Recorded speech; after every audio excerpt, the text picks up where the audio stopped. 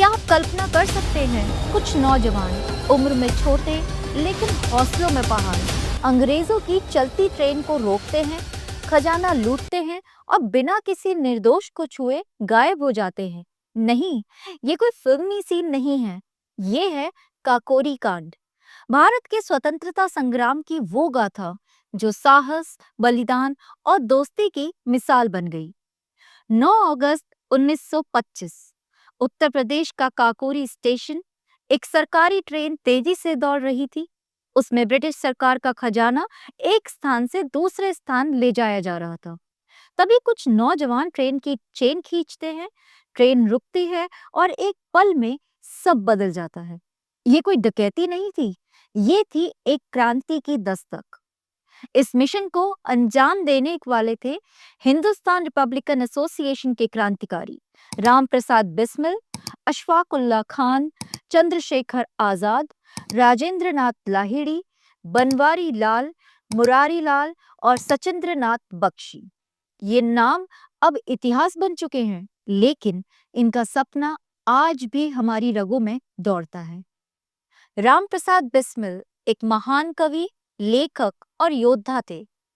उनकी कलम और बंदूक दोनों आजादी के लिए समर्पित थी।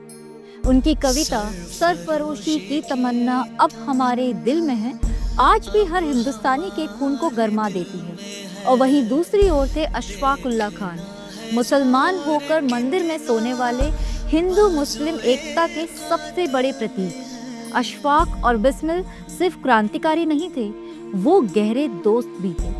मजहब की दीवारें उनके इरादों के आगे बौनी थी। तो क्या हुआ था उस दिन, आइए जानते हैं।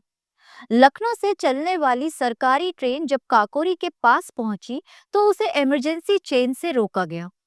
बंदूक की नोक पर अंग्रेज गार्डों को नियंत्रित किया गया और ट्रेन से सरकारी खजाने के बक्से उतारे गए। कुल करीब 8,000 रुपए लूटे गए, वो भी बिना किसी यात्री को नुकसान पहुंचाए। ये कोई अराजकता नहीं थी, ये थी एक रणनीति, अंग्रेजी हुकूमत के दिल में डर बिठाने की। पर ऐसा क्यों किया गया?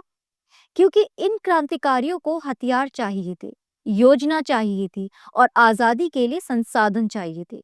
और वो जानते थे गुलामी से भरी जिंदगी से बेहतर है आजादी के लिए शहीद होना।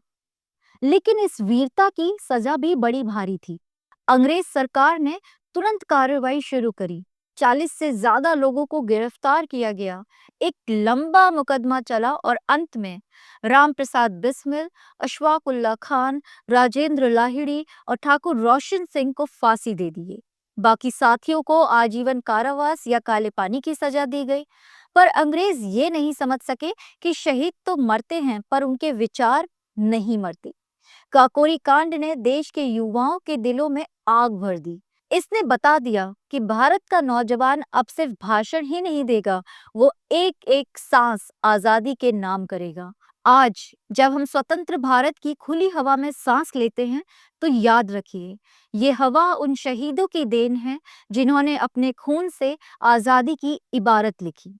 काकोरी सिर्फ एक घटना नहीं, एक आह्वान था जो आज भी कहता है, जिंदा रहते हुए जो मौत से टकरा जाए, जिंदा रहते हुए जो मौत से टकरा जाए वो ही असली स्वतंत्रता सेनानी है।